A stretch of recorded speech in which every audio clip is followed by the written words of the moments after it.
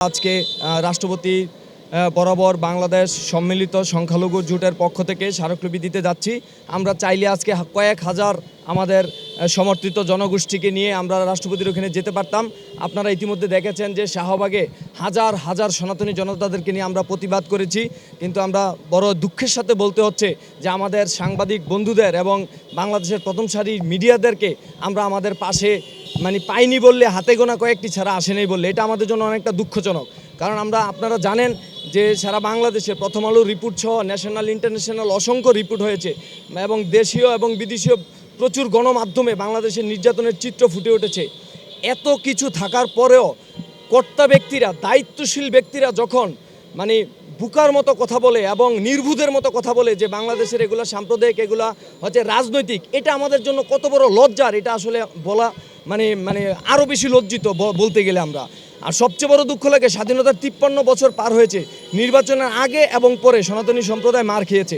আমরা অসংখ্যবার আমাদের দাবিগুলো তুলেছি। আমাদের সবচেয়ে বড় ধর্মীয় উৎসব দুর্গাপূজা, তার জন্য 5 দিনের ছুটি চেয়েছি, আমাদেরকে 1 দিনের ছুটি দেওয়া হয়। ঢাকা থেকে যদি একজন পঞ্চগড় দিনাজপুরের মানুষ তার ছুটি পালন করতে যায়, গাড়ির মধ্যেই তার ছুটি শেষ হয়ে যায়। এইটা একটা হাস্যকর বিষয়। আমাদের বড় বড় ধর্মীয় উৎসবগুলোতে বিভিন্ন দিন দীর্ঘদিন ছুটি দেওয়া হয়, অন্ততপক্ষে দুর্গাপূজায় আমাদের এই ছুটির বিষয়টা যেন বিবেচনায় আনা হয়। এবং 8 দফা দাবির মধ্যে সবচেয়ে উল্লেখযোগ্য বিষয় সংখ্যালঘু মন্ত্রণালয় এবং সংখ্যালঘু কমিশন এবং সংখ্যালঘু সুরক্ষা আইন, যেটা আমরা বারবার দাবি করে আসতেছি।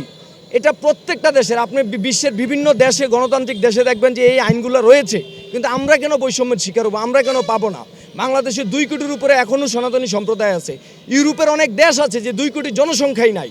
তো এরকম একটা বৃহৎ জনগোষ্ঠীকে এক পেশে করে তাদেরকে অধিকারকে কুণ্ঠাসা করে আসলে কোনো রাষ্ট্র চলতে পারে না। স্বাধীনতার আমাদের সংবিধানের যে মূলনীতি 4টি স্তম্ভ, প্রধান একটা স্তম্ভ হচ্ছে ধর্মনিরপেক্ষতা, কিন্তু সেই জায়গায় দেখি যে আমাদের যারা আমরা যা কমিউনিটি রয়েছি, সনাতনী সম্প্রদায় রয়েছি, প্রত্যেকটা অধিকার দাবি দেওয়ার ক্ষেত্রে আমাদেরকে পাশ কাটিয়ে দেওয়া হয়। আমরা প্রতিবাদ করি, সেই ভাষাটা কান পর্যন্ত পৌঁছায় কিনা জানি না, তারা শুনেও শুনে না। সেই রাজনৈতিক ব্যক্তিদের মতো বড় আশায় বুধ বেঁধেছিলাম যে অন্ততপক্ষে এই যে নতুন দায়িত্বশীলরা এসেছেন, তারা হয়তো আমাদের বিষয়গুলো বিবেচনায় আনবেন, আলোচনায় আনবেন। দুঃখ লাগে তারাও সেই অন্ধ মানুষের মতো, অন্ধ রাজনীতিবিদদের মতো তারা চুপচাপ হয়ে রয়েছে। এটা আমাদের জাতির জন্য লজ্জার। তবে সেই সাথে বলতে চাই যে আসন্ন যে দিনগুলো আসতেছে, সনাতনী সম্প্রদায় ঐক্যবদ্ধ হয়ে গেছে এবং তাদের যে প্রতিবাদের ভাষা এবং রাজপথে নামা শুরু হয়েছে, এটা কিন্তু আগামীর বাংলাদেশের জন্য একটা অশনি সংকেত। যদি আমাদের দাবি দাওয়াগুলো সঠিকভাবে বিবেচনায় না নেওয়া হয়, কঠোর থেকে কঠোরতর আন্দোলনে ছাত্র জনতা যাবে, এটা আপনাদেরকে আমরা আজকে নিশ্চিত করছি। এবং 4 তারিখে লক্ষ্য